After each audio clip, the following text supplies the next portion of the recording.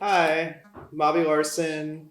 I live and work in the Bronx. I was born in 1991 in Morristown, New Jersey, and I do painting, drawing, and poetry. Grew up in a really rural town and was always interested in painting and drawing things that I found. So, like leaves, bones, like fallen tree trunks, and like animals sometimes, and just sort of seeing what I observed. I took art classes with this one lady, Andrea Kelly. She taught at CCM, Morris County College in New Jersey. And she was really great, and I took art lessons with her until she stopped when I was like in 8th grade. Just like a curiosity about the natural world and about my mind and how it works, and like optical phenomenon. And art is very cool because it's very independent and it's very self-driven. You don't have to investigate things that you're told to, like in school. Go into whatever like fascinates you. It goes back a little bit to my childhood. Like I was fascinated with maps when I was a kid, and I want to say I was like 13 or 14. My aunt and uncle got me Christmas present, which was a topographical map of the route between their house and my house. And it was very interesting because I lived in the mountainous area, so like the topography was like really wild. I was a geography minor in college, and I was really interested in like the distribution of people in proximity to different resources and stuff like that. So in college, I got interested in psychedelic art. The series I think that you're talking about is like ink and gouache. Sort of take splotches sort of as like islands, lakes, or something like that, and I would draw around them. It was kind of the influence of like the psychedelic art, and also my interest in maps and map making. In a very calm and quiet place, I feel like, when I'm doing that kind of thing. When I'm drawing and when I'm painting, everything kind of goes quiet. It's very meditative for me, and it really helps with quieting my brain down because it can be a very lively and dramatic place a lot of the time. I was like falling through the sky on a really overcast day, falling and falling and falling.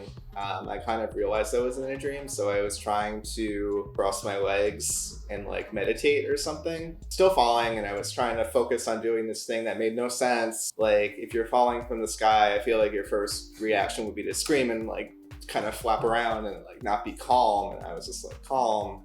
And then eventually I woke up and the dream ended.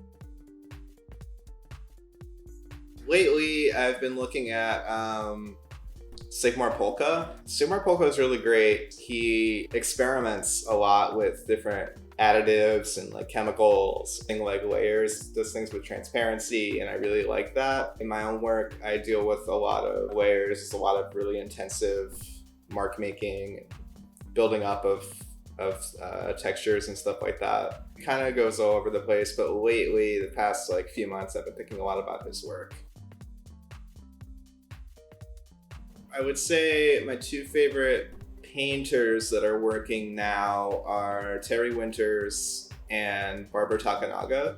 Terry Winters is an abstract painter, but does like amazing paintings that are based on like sort of natural system. The colors that he uses are very like synthetic, so they're very bright and not like nature at all. So it's a weird mix of things. And then Barbara Takanaga, she is a painter that deals with a lot of it's meditative. It's a lot of really nice line work and incidental things like paint splotches, and also like really meticulous mark making and stuff like that. Yeah, I went to art school. I got a BA in visual arts from Rutgers, the Mason Gross School of Art, and I graduated in 2014. I loved it. I initially did not go to art school. Out of high school, I went to the College of William and Mary in Virginia, and I didn't really know what I wanted to do. I thought I would be a psychology major, I thought I would be an English major, and I was kind of like shifting back and forth between what I wanted to do, and then struggled with a lot of depression. So then I left. I took some art classes at the county college where my old instructor from childhood taught. Immediately after I left William & Mary, I knew I wanted to go to art school because I'm like, that's what I love to do. Like, there's no reason I shouldn't do this. And I learned a lot, so much about not only art making, but just the world and like life, I guess. I don't know. Like, it was such a transformative experience for me. I really like the Andrew Edlin Gallery, which is like an outsider art gallery on the Bowery, I think it is, or somewhere close to there.